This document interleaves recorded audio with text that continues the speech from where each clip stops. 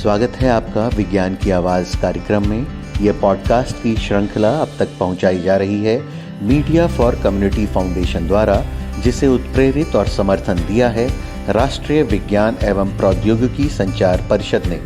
विज्ञान की आवाज़ कार्यक्रम से आपको मिलती है देश और दुनिया में होने वाली विज्ञान एवं प्रौद्योगिकी की अपडेट। साथ ही साथ हम करवाते हैं आपकी मुलाकात देश के उन तमाम वैज्ञानिकों और साइंस लैब से जो भारत को और बेहतर बनाने में लगातार अग्रसर हैं।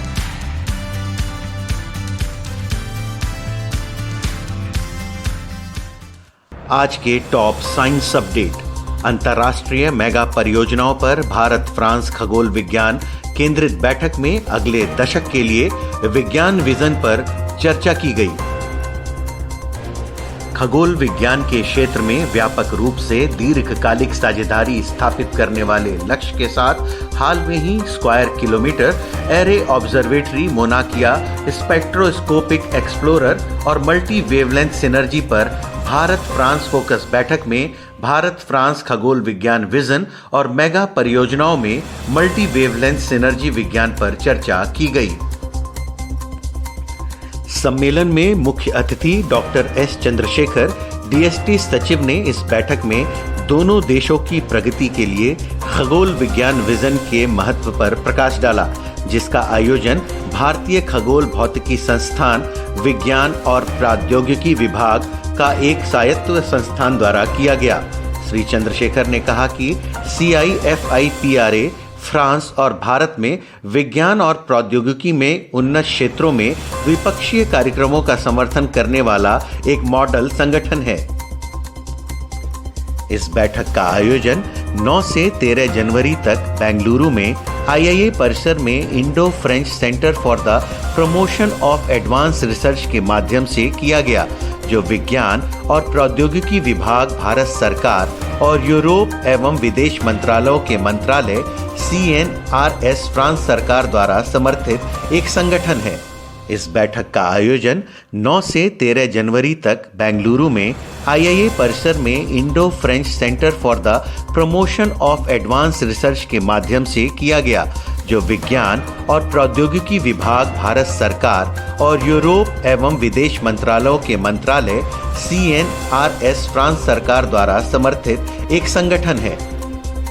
इस बैठक का आयोजन दक्षिण अफ्रीका और ऑस्ट्रेलिया में स्थित एक आगामी अंतर्राष्ट्रीय रेडियो वेधशाला, स्क्वायर किलोमीटर एरे वेधशाला जैसी खगोल विज्ञान में सहयोगी परियोजनाओं पर चर्चा करने के लिए किया गया, जिसमें भारत और फ्रांस दोनों ही प्रमुख भागीदार हैं। इनमें सहयोगी मोनाकिया स्पेक्ट्रोस्कोपिक एक्सप्लोरर पर भी चर्चा की गई, जिसका संचालन संयुक्त राज्य अमेरिका में होगा।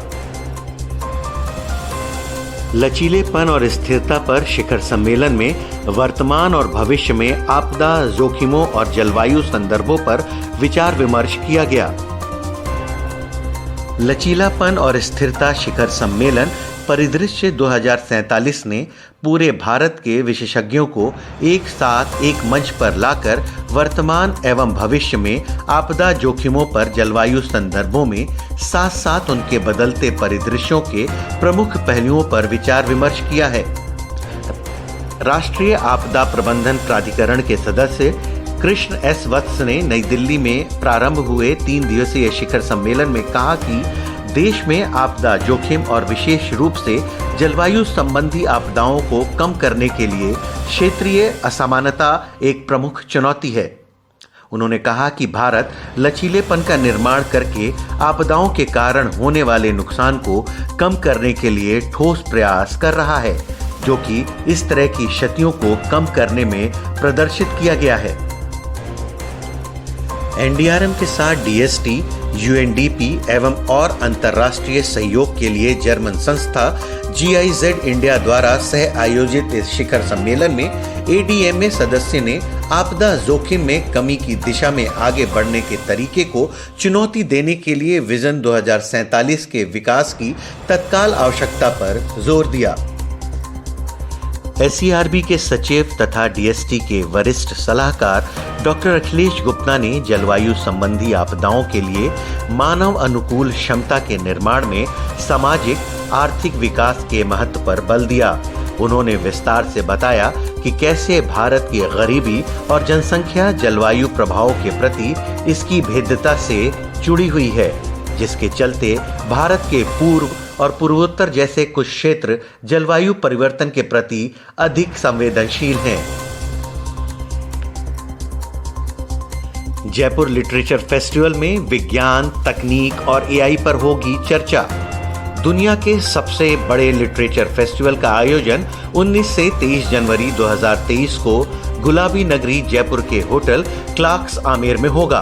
इस साल फेस्टिवल के 16वें संस्करण में विज्ञान, तकनीक और एआई की दुनिया में विशेषज्ञ इन जटिल विषयों पर रोशनी डालेंगे। एक दिलचस्प सत्र में वक्ता महामारी के समय भारत में बनी वैक्सीन और उसके व्यापक असर पर चर्चा करेंगे। मंच पर लेखिका प्रियम गांधी मोदी, अमिताभ कांत और आईएएस अफसर सज्जन सिंह यादव उपस्थित होंगे। सत्र के दौरान प्रियम की नई किताब अ नेशन टू प्रोटेक्ट पर चर्चा होगी। इसके माध्यम से श्रोता कोविड-19 महामारी और उसके बचाव में बनाई गई सरकारी नीतियों को समझ सकेंगे।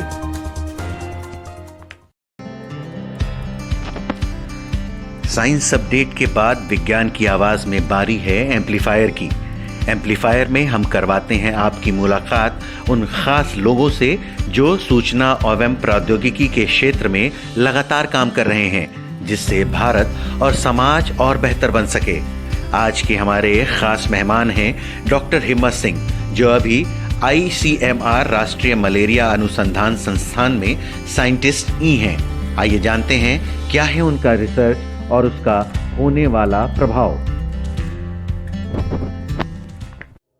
विज्ञान की आवाज प्रोग्राम में सबसे पहले हमारे श्रोताओं को बताएं, आप अपने बारे में बताएं। हाँ, नमस्कार। धन्यवाद, आपने इस प्रोग्राम के लिए मेरे को मुझसे बात की। जी, मैं वेक्टर बायोलॉजी और जो कीट विज्ञान जिसको बोलते हैं हम, उसी पे बेसिकली काम करता हूँ। और ये मेडिकल एंटोमोलॉजी में जो हमारे वेक्टर्स हैं जिनकी वजह से कुछ मॉस्किटोजेनिक डिजीजेज हैं, जैसे डेंगू, चिकनगुनिया, मलेरिया और अभी जीका और आ गया है, तो इनके ऊपर जो मॉस्किटोज की वजह से ट्रांसमिशन होता है, इस ट्रांसमिशन को रोकने पे मेरा बेसिकली वर्क रहता है कि कैसे ये मच्छर जो है ट्रांसमिट करते हैं और कैसे हम इनको रोक सकते हैं, और कौन कौन से तरीके हैं, क्या ये तरीके पूरे हैं कि नहीं हैं, या फिर कुछ ज़रूरत और नए तरीकों की आ रही है, या गवर्नमेंट ने या WHO कुछ और नया कुछ बता रही है। तो हम इन सब चीज़ों के लिए एक तो इनोवेट भी करते हैं, खुद भी करते हैं उसे, और अगर वो कुछ नए चीज़ें आती हैं तो हम उसको इवेलुएट भी करते हैं। दोनों काम करते हैं। और बेसिकली हम लोगों का जो काम है वो basic research, operational research, quality improvement और फिर सेंसिटाइजेशन वगैरह और कैपेसिटी बिल्डिंग भी है। जी, तो ये जो आप रिसर्च कर रहे हैं, खासकर उन वेक्टर डिजीज के ऊपर, अगर इसके इम्पैक्ट की बात करें, इसके प्रभाव की बात करें, तो लॉन्ग टर्म समाज पे इसका क्या प्रभाव पड़ने वाला है? देखिए, क्योंकि हम अर्बन सिस्टम्स में, हमारे धीरे धीरे अर्बन सिस्टम्स इवॉल्व हो रहे हैं। गाँव में तो पहले डिजीज के लिए प्रोग्राम्स बनाए गए थे सारे जनरली। हम अब हमारी ज़्यादातर पॉपुलेशन जो है माइग्रेट करके अर्बन सेटअप्स में आ रही है, और डिजीज़ भी ऐसे मॉडिफाई होकर के अर्बन सेटअप्स में इवॉल्व हो रही हैं। तो हम ये हमारे जो काम हैं, हम उनको ऐसे फोकस करते हैं कि किसी तरीके से अर्बन सिस्टम्स को भी एड्रेस कर पाएँ, और जो ये डिजीज़ हैं वो लॉन्ग टर्म के लिए किस तरीके से कम की जा सकती हैं। रेगुलर बेसिस पे मॉस्किटो ब्रीडिंग हमेशा होती है, और हमेशा मॉस्किटो रहता है, हमेशा वो ट्रांसमिट करने की उसकी कैपेसिटी रहती है। तो हमारे जो उद्देश्य हैं, जिस तरीके से हम रिसर्च कर रहे हैं, वो ये कोशिश करते हैं कि या तो उसकी संख्या, मच्छरों की संख्या इतनी कम हो जाए कि वो ट्रांसमिट ना कर सके, या फिर उनकी जो लाइफ स्पैन है वो इतनी कम हो जाए कि तो फिर भी वो ट्रांसमिट नहीं कर पाएंगे, और या फिर वो जिंदा भी रहें और ट्रांसमिट भी ना करें। इस तरीके के कुछ हम एफर्ट करते हैं, और अगर ये एफर्ट हमारे ठीक तरीके से अप्लाई हो जाते हैं, या हमसे जो हम चाहते हैं वैसा हो जाता है, तो लॉन्ग टर्म पे इसके इफेक्ट हैं। बहुत सारी डिजीजेज हैं जो कंट्रोल में आ सकती हैं, जैसे डेंगू हुआ, चिकनगुनिया हुआ, मलेरिया हुआ और जीका, ऐसी जो नई जो वेक्टर बॉर्न डिजीजेज हैं। इवन मतलब आप दूसरे कंट्री में दूसरी जगह पे जेई हैं, फाइलेरिया है, काला आजार है, ये सब वेक्टर बॉर्न डिजीजेज हैं। इनको कंट्रोल करने के लिए मेथड्स जो हम कोशिश करते हैं, हमारा उसी पे रिसर्च और उसी पे फोकस रहता है, ताकि लॉन्ग टर्म पे हमको ये बीमारियां धीरे धीरे कम करनी है। क्योंकि ये एक तो कुछ तो डेडली डिजीज है जिनसे डेथ एसोसिएटेड है, कुछ ऐसी डिजीजेज हैं जो आपको इकोनॉमिक लॉस भी करती हैं। तो किसी भी आदमी का 3-4 दिन अगर खराब होता है किसी बुखार की वजह से, और वो आजकल इकोनॉमी में बड़ा रोल प्ले करता है, तो हमारा ये उद्देश्य रहता है कि मार्केट में ये बीमारियां सबसे कम हो जाएं आने वाले समय में, और इनके ऊपर लगने वाला जो हम मेथड जो हम अप्लाई करते हैं, जैसे कंट्रोल का कुछ हम केमिकल्स यूज करते हैं, तो हम उसको भी रिड्यूस करें और एक इन्वायरमेंट फ्रेंडली जो अप्रोच है उसको लेकर के आगे चलें। तो ये लॉन्ग टर्म का इसके ऊपर असर पड़ सकता है, डिजीजेस थोड़ी कम होती है और कंट्रोल में आ सकती है।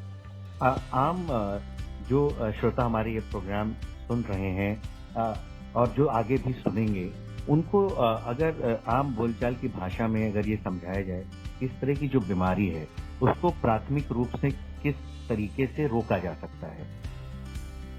हाँ, ये जो बीमारियां हैं ये एक्चुअली जैसे ही आपने सुना कि वेक्टर बॉर्न है या मच्छर के काटने से फैलने वाली बीमारियां हैं, तो या तो मच्छर आपको काटे ना, या सिस्टम में मच्छर ना हो, तब तो आपको नहीं काटेगा। अगर सिस्टम में मच्छर भी है और कोई बीमार आदमी भी आसपास है, तो वो उसको काट करके और फैलाता है। तो हमारा एक तरीका ये बनता है कि हमें उसका बचाव करना चाहिए कि हम उससे कैसे बचें। ज्यादातर ये मॉस्किटोज क्या है, इनके लार्वा होते हैं जो पानी में ब्रीड करते हैं, और हमारी जो प्रैक्टिसेस हैं, जो पानी स्टोर करने की प्रैक्टिसेस हैं हमारी, कई बर्तनों में हम लोग पानी इकट्ठा करते हैं, कई बार ढक्कन नहीं लगाते, लेकिन उनमें ये ब्रीड करते हैं कुछ मच्छर। अगर ये हम इन चीज़ों पे ध्यान दें, तो हम दूसरा जो एस्पेक्ट है कि मच्छर को काटने नहीं देने का, या वो उसको थोड़ा बहुत कंट्रोल कर सकते हैं। इसके अलावा सरकार करती है कि किसी तरीके से ये सब चीज़ें वो भी देखने की कोशिश करती है, और जहाँ ज़रूरत होती है वह इंटरवेंशन करती है, जो एक आदमी के बस का नहीं होता है या बड़े स्तर पे करना होता है, तो वो लोग करते हैं। तो हम लोग ये देखते हैं कि ये मॉस्किटो या तो आपको काटे ना, और या मॉस्किटो कहीं इन जिन दवाइयों को हम इस्तेमाल करके उनको मार रहे हैं, क्या वो ऐसे तो नहीं हो रहा कि कई समय से उन पर्टिकुलर दवाइयों की वजह से उनमें एक रेजिस्टेंस आ गया है, वो मर नहीं रहे हैं उस अनुपात में, जिस अनुपात में वो मर जाने चाहिए थे एक बार दवाई यूज करने पर। तो क्या उनमें कोई प्रतिरोध क्षमता भी पैदा हो रही है, उसका भी वैल्यूएशन विवेचना हमको करनी चाहिए, हम कर रहे हैं। और नए नए टूल्स को यूज करके और इसको कम करने की कोशिश करते हैं। तो आम आदमी को ये समझना चाहिए कि ये जो बीमारी हैं, जो वेक्टर बॉर्न जो डिजीजेज हैं, मच्छरों के बिना नहीं हो सकती हैं। तो अपने आसपास उनको पनपने ना दें। अगर उनको ऐसा लगता है, थोड़ा सा सेंसिटाइजेशन से वो समझ जाते हैं कि लार्वा जो है इनका पानी में रहता है, तो अगर ये वो कर सकते हैं थोड़ा अपने आसपास के इलाके में, तो गवर्नमेंट को भी और सरकार को भी थोड़ी मदद हो जाती है। उसके बाद वो अपनी एफर्ट करते हैं तो कई गुना बढ़ के एफर्ट मिलती है। तो सहभागिता इसमें बहुत जरूरी है। थोड़ा सा जानकारी जरूरी है कि कौन सा मच्छर क्या करता है, कब काटता है, किस समय पे काटता है, तो आप उस समय पे अलर्ट रह सकते हैं। ये तो एक नॉर्मल आम आदमी को समझने की बातें हैं सर। जी, आपका बहुत बहुत धन्यवाद डॉक्टर हिम्मत सिंह जी, हमसे बात करने के लिए बहुत बहुत धन्यवाद। Thank you. अब जाते जाते हम बताते हैं आपको बात पते की। क्या आप जानते हैं कि गर्म पानी ठंडे पानी के मुकाबले ज्यादा भारी होता है? ये था आज का विज्ञान की आवाज। आपको ये पॉडकास्ट कैसा लगा हमें बताएं mediaforcommunity@gmail.com पर। इस पॉडकास्ट को प्रोड्यूस किया है आशीष तिवारी ने।